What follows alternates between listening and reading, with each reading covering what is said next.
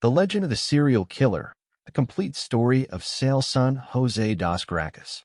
In the impoverished neighborhoods of Nova Iguaçu, Rio de Janeiro, where open sewage flows through narrow alleys, and the sound of gunfire rises occasionally like a familiar rhythm of daily life, Lsson Jose dos Gracas grew up in an environment steeped in violence.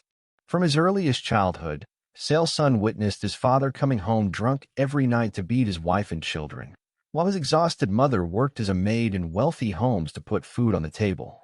At just 7 years old, he saw his first murder when a neighbor stabbed a young man to death in a fight over an amount that wouldn't even cover the cost of a dinner, a moment that remained etched in his mind as his first practical lesson in taking a life.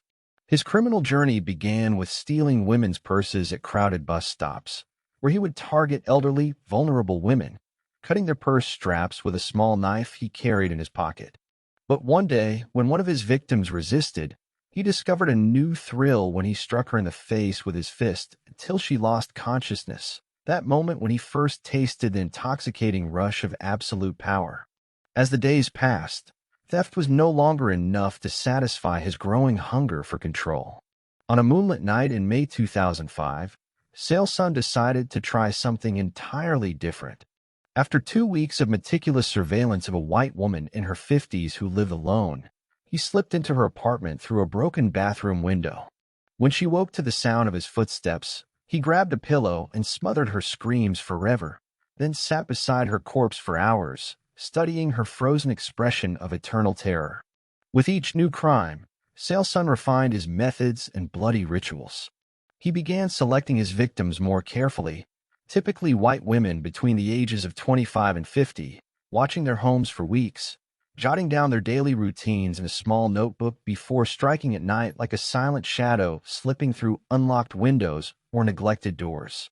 In most cases, he preferred strangulation, gripping his victims' throats while staring into their eyes, savoring that final flicker of terror before life left them.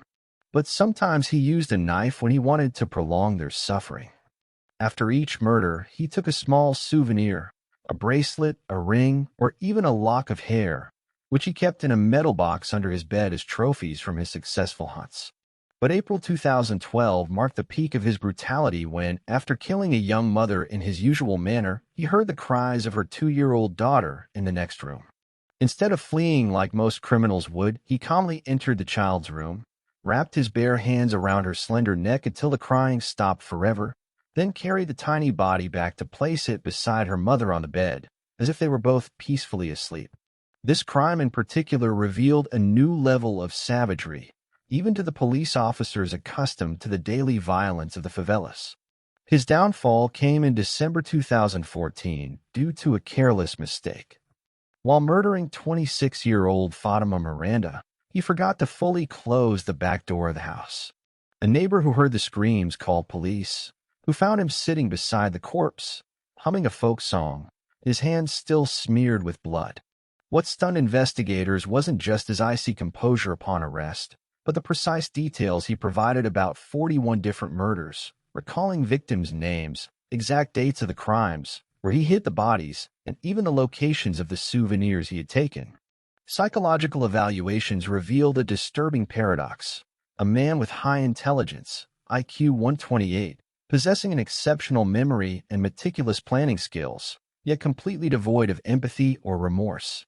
During one interrogation, while vividly describing how he killed one of his victims, he suddenly paused to ask the detective if he could have a cup of coffee, as if discussing an ordinary daily event.